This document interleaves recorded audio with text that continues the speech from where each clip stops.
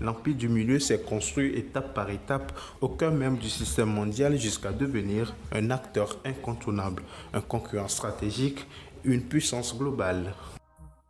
Alors, que s'est-il réellement passé? Simple évolution naturelle ou paradoxe stratégique majeur?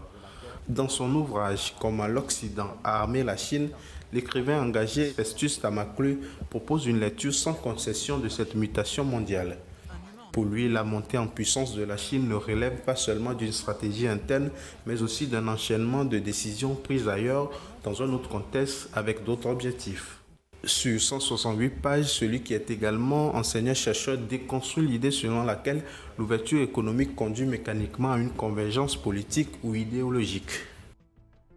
Alors, la mondialisation a-t-elle créé ses propres failles? Sommes-nous entrés dans une nouvelle ère de rivalité globale? Et surtout, quel monde se dessine pour demain? Dans ce numéro de l'invité, décryptage, analyse sans filtre et pistes de solutions. Alors, comment l'Occident a armé la Chine, c'est votre ouvrage. J'ai entre les mains Dr Festus Tamaklu. En quelques mots, est-ce à dire que l'Occident a fabriqué son propre rival géopolitique par pure naïveté? Exactement. Au fait, j'avais longtemps tergiversé sur le nom même du livre.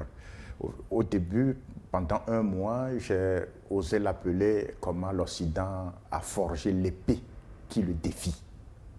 Mais au bout du temps, je me suis dit, bon, étant donné que nous sommes maintenant dans des conflits géostratégiques un peu partout, ce serait mieux plutôt de donner un titre vers l'armement. Et là, quand les gens vont chercher à lire entre les lignes, alors ils vont comprendre que ce n'est pas directement que les Occidentaux ont armé la Chine, mais ce sont ces apports de capitaux, ces transferts de technologie et des chaînes de valeur qui ont conduit intrinsèquement à ce changement, à cette mutation brutale que les Occidentaux ont eux-mêmes la peine à en revenir. Eh bien, vous avez structuré l'émergence de la Chine en 4 âges principaux. Où situez-vous le point de bascule historique?